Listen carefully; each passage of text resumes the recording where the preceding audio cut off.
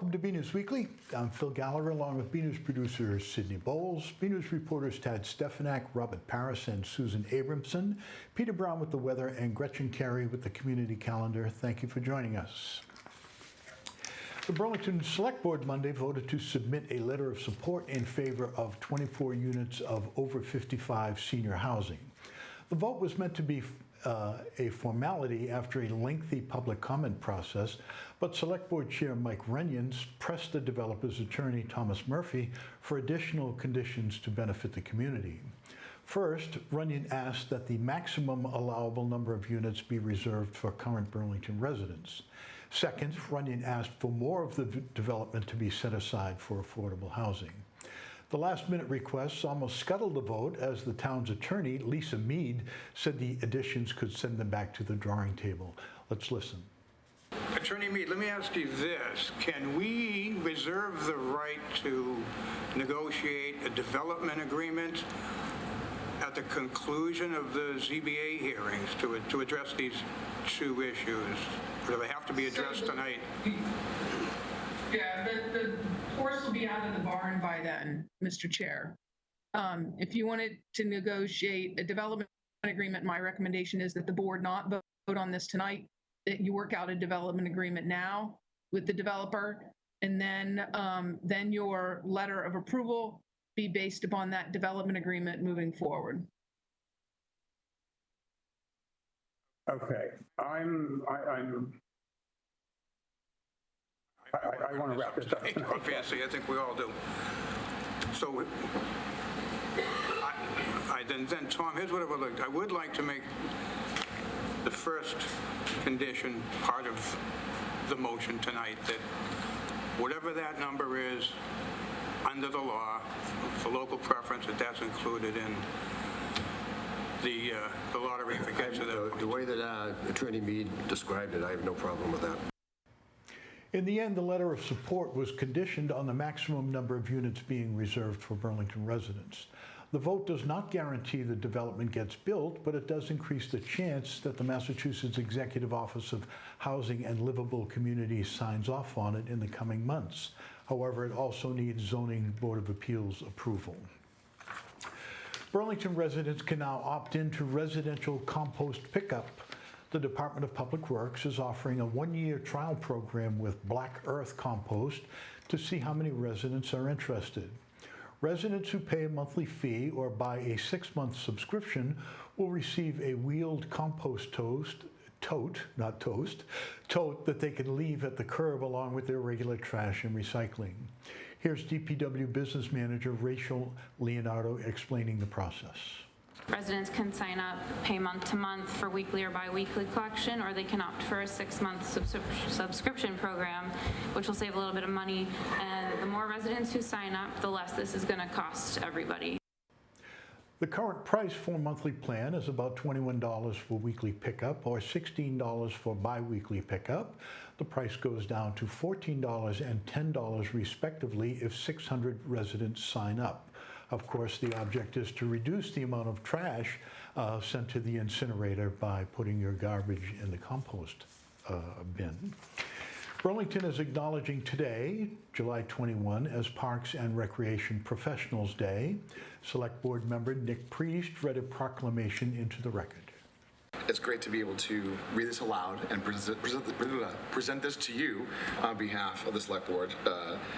I think it's important that everyone just kind of recognizes that, we do proclamations, we recognize DPW and Parks and Rec, but we do it because we want the residents to be aware of all the important work that our departments do and the wonderful things that you do as our staff. I mean, it's so great, and we're lucky to have the staff that we do have. So. Thank you.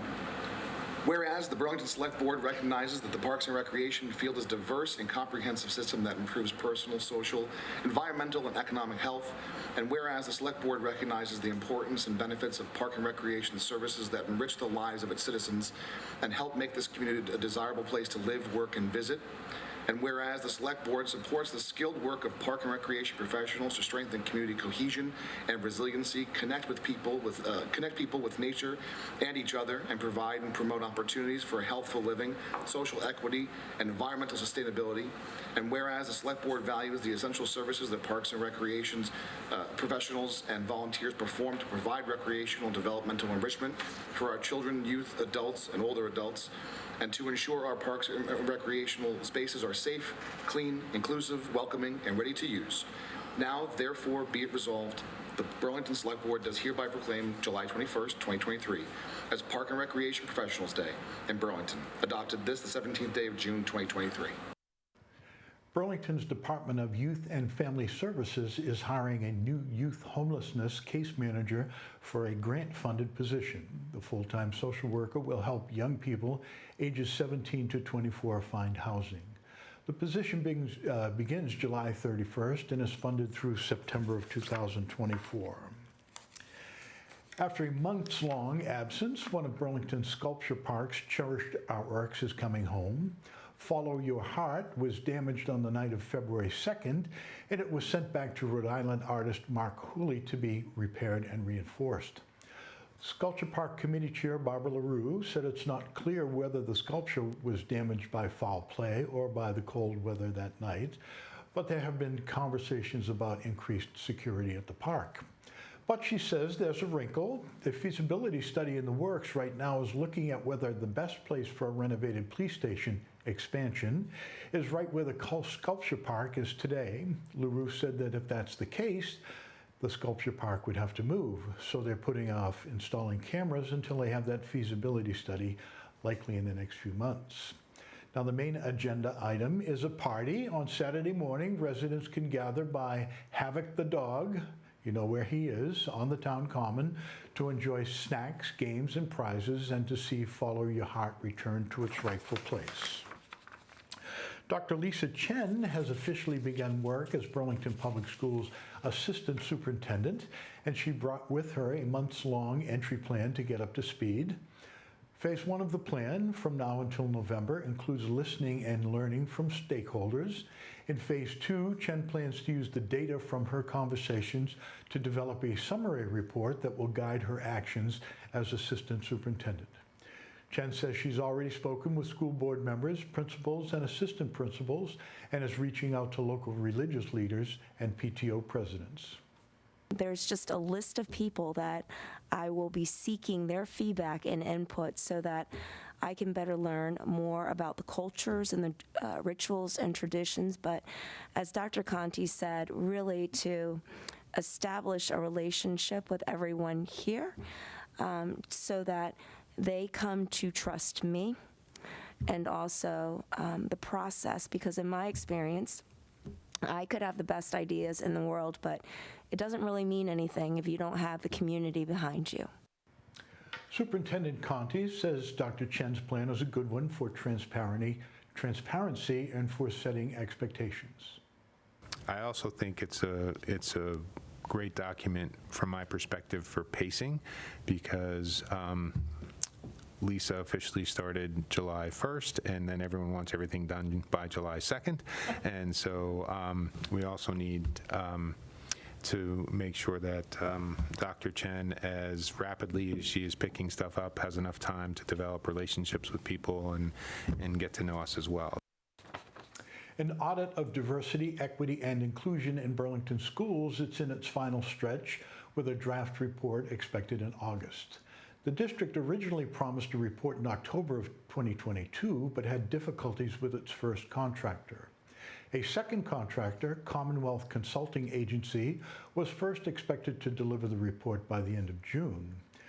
Burlington Public Schools Superintendent Conti says results will help the district shape a job posting for a diversity, equity, and inclusion director, a position that has been funded in the budget but has been empty since former director Raymond Porch left in 2022.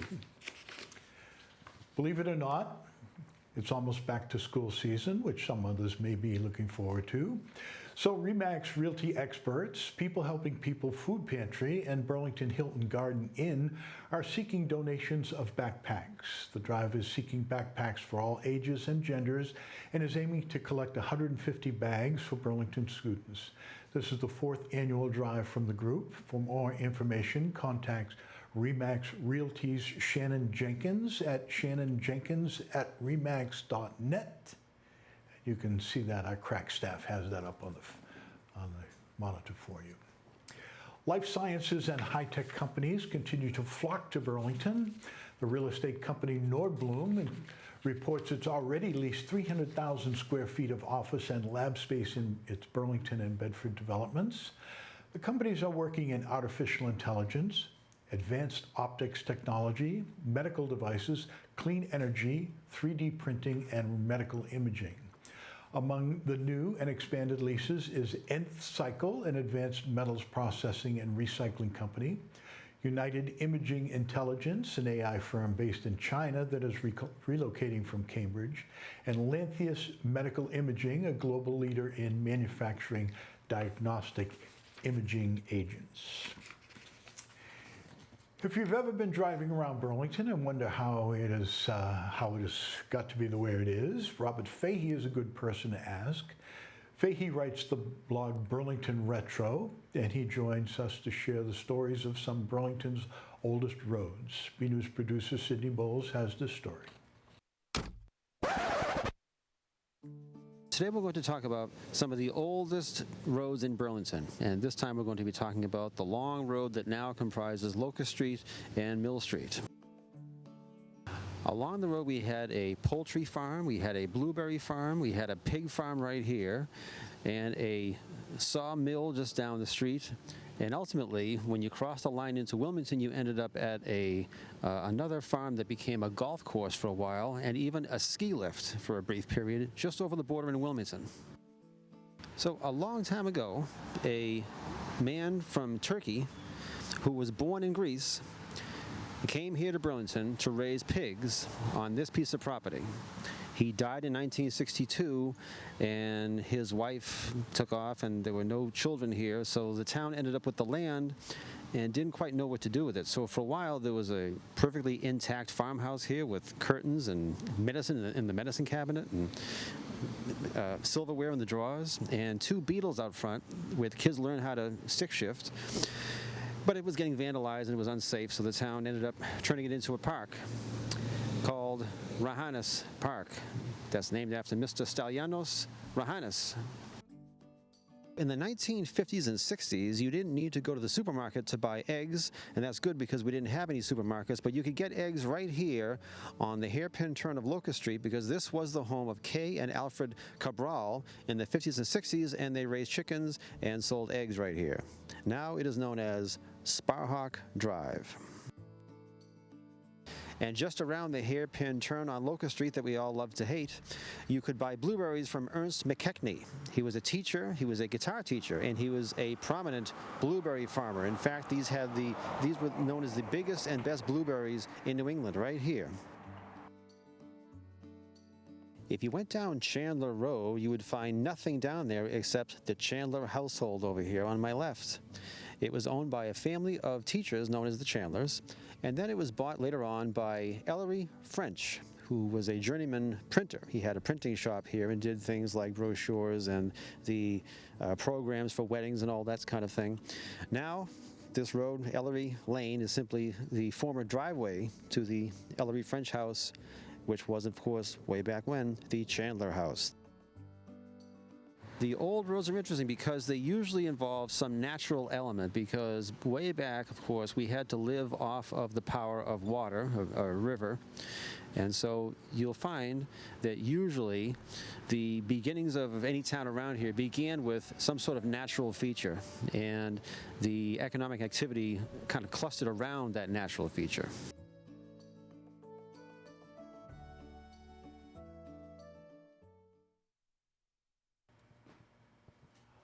3 dozen eggs for $1.05. My, how times have changed. Now over to the Burlington Community Garden, where an investment in grapevines is bearing fruit, literally. Tad Stefanak takes us there, and Master Gardener Peter Coppola shares how he's caring for the vines.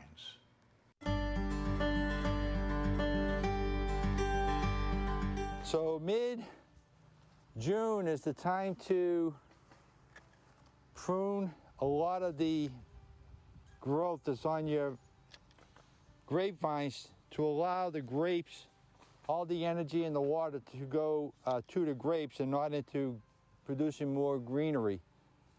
So I did that a couple of weeks ago, and now I'm just cleaning it up. I'm trying to keep it cleaned up as much as possible so that all these beautiful grapes get all that water and get to expand. I'm also looking for things like insect and disease damages. There's a situation where some little insects got hungry and started eating away at the greenery. So I have to watch and I have to constantly monitor, and I have to create a spray every week now. I use neem oil, which is a organic certified pesticide. But guess what? Also in the process of pruning the grapes, I found a little surprise. We get a robin's nest right in the middle. But it's more than just a robin's nest, because a foster mother moved in and abandoned one of her eggs. The brown-headed cowbird is notorious for laying her eggs in another bird's nest to allow that bird to foster her child. So right here, we got this little robin's nest. So it's hard to believe that only a couple of weeks ago, these were small clusters of little tiny flowers, and now they've already expanded to the individual clusters and are starting to swell out. And we'll keep lightly pruning for a couple of more weeks, and then sometime toward the end of July, we'll cover this with some netting to make sure the birds stay out and not eat the grapes.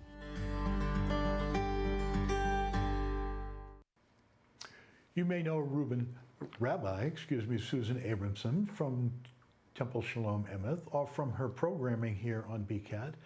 But you may not know she's an animal lover as well. She's now working with Upper Valley Humane Society in Enfield, New Hampshire, and she's sharing stories of their most adorable and adoptable friends.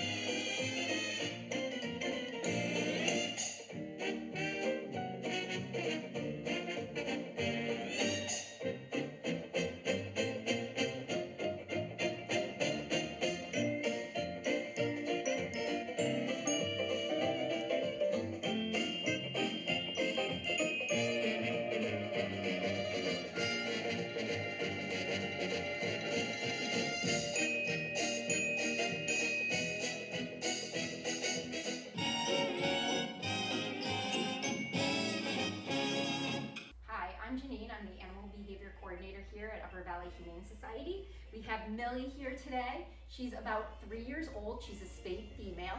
She is from Chester County, South Carolina. And we've just been having a blast with her around here. She loves to zoom around the yard and play with her toys.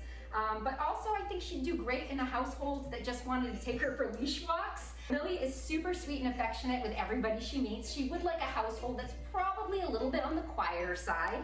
If you'd like to go ahead and reach out to us at 603-448-6888, we'd be more than happy to speak with you about her and see if she's a great match for your family.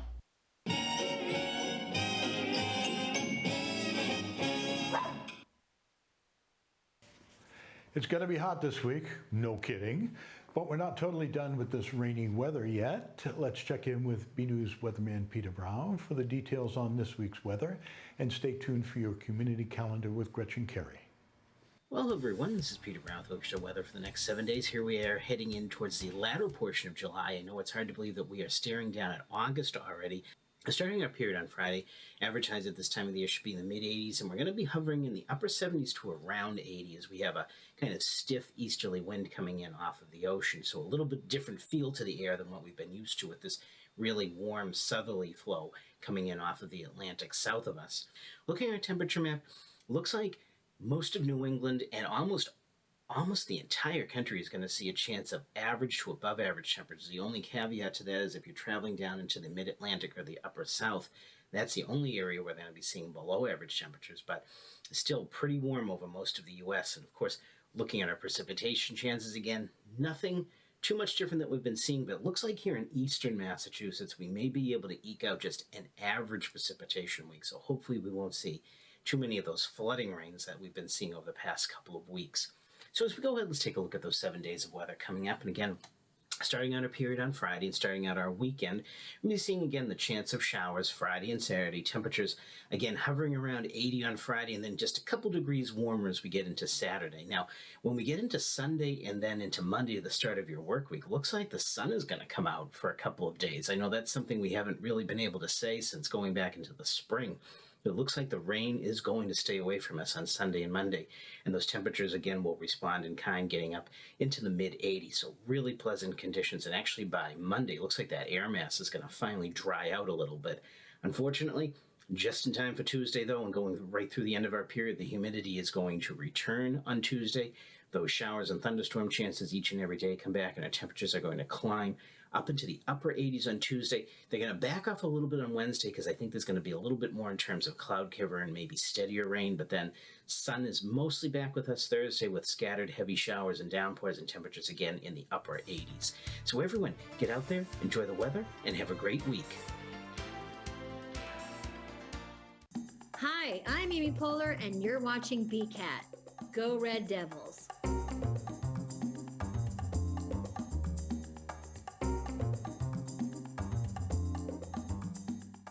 Hey everyone, I'm Gretchen Carey, and this is your Community Calendar. On July 26th from 7 to 8 p.m., the Burlington Public Library will be having a Zoom event called Cooking with Scraps with cookbook author Lindsay Jean Hard.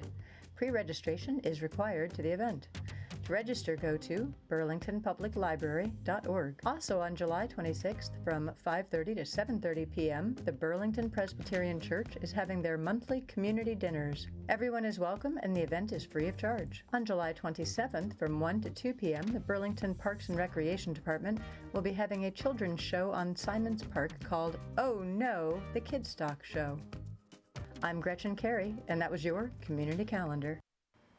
A full calendar of events is available on our website at bcattv.org/events.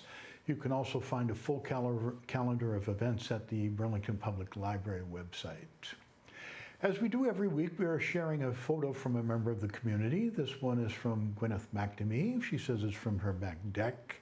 Thank you, Gwyneth. If you've got a photo you want to share with the community, email it to us at bcatt@bcattv.org with the subject line Photo of the Week. And that's our show this week. As we go out, here are some photos from an event put on by Gwyneth McNamee and Mega Dinesh for the Girl Scout Silver Award Project, a culture fest right here in town. A full feature on the event is forthcoming. I'm Phil Gallagher. Thank you for watching.